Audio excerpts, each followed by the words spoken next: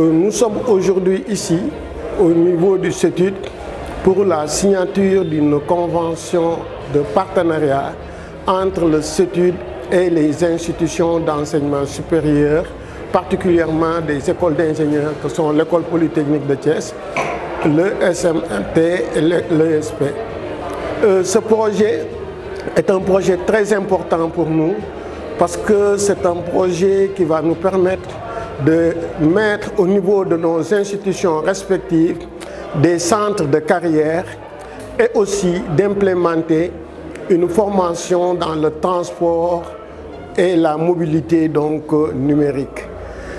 C'est très important, ça va permettre aussi au Sénégal de se préparer pour mettre le marché des ressources humaines de qualité qui vont pouvoir donc gérer le futur des grands projets du chef de l'État que sont donc le BRT, donc le TER, donc, etc. Et c'est très important parce que l'État va investir beaucoup de milliards et il faut que donc derrière qu'on puisse suivre, qu'on puisse assurer donc non seulement l'exploitation, la maintenance, mais avoir aussi des ressources humaines de qualité qui vont pouvoir donc gérer tout le futur de ces grands projets donc du chef de l'État.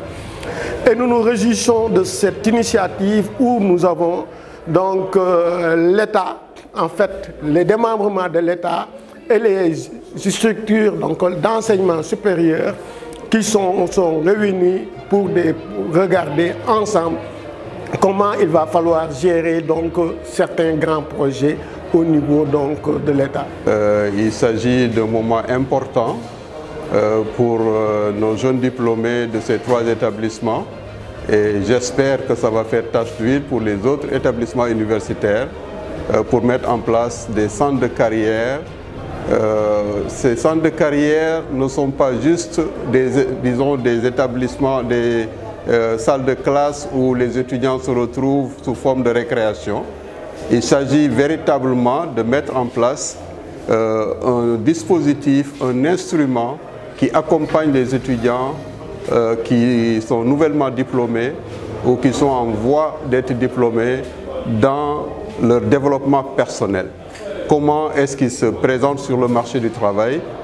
D'abord sur le plan de la communication, mais également comment ils préparent le curriculum vitae, comment ils les structurent pour mettre en exergue ce qui va les porter sur le marché du travail et les mettre en exergue.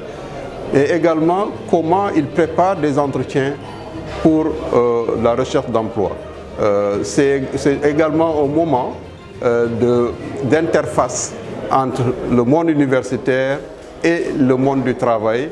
Les différentes entreprises pourront, dans le cadre de foires d'emploi, rencontrer les étudiants, présenter les différents profils d'emploi qu'ils ont sur le marché et ainsi que les étudiants pour à leur tour également partager le type de profil qu'ils ont et de compétences. Et c'est justement cette interface de rencontre de la demande et de l'offre en termes d'emploi que les centres de carrière vont préparer. Et nous sommes heureux d'avoir été associés à ce processus à travers une initiative que le département des ressources humaines de la banque et le département des infrastructures ont conjointement piloté à travers une initiation de stage, mais également plus tard avec cette co-construction d'une formation diplômante de mobilité digitale qui va aussi révolutionner le profil des ingénieurs du secteur des transports pour les nouvelles générations. La cérémonie aujourd'hui de signature de la convention liant le CETUD, l'EPT, l'ESP et l'ESMT est un moment fort dans la vie de nos institutions, dans la mesure que la convention va nous permettre de renforcer un dispositif qui existe déjà, de renforcement de l'employabilité de nos diplômés.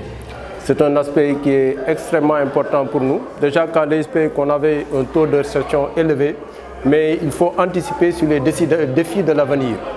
En améliorant, nous inscrivant dans un processus d'amélioration continue de l'employabilité de nos diplômés. Nous avons été invités par le CETUD dans le cadre de la modernisation, du projet de modernisation de la mobilité et des transports. Et nous, en tant que centre d'excellence, en tant qu'institut de formation, nous allons accompagner ce projet sur la durée. Et comme vous le savez, la réussite de ce projet dépend de la qualité de ses ressources humaines. Et donc nous mettrons tout en œuvre pour que, dans une méthode de co-construction, nous mettons en place les dispositifs pédagogiques pour développer les compétences qui sont indispensables pour la gestion et surtout pour l'implémentation de ce projet.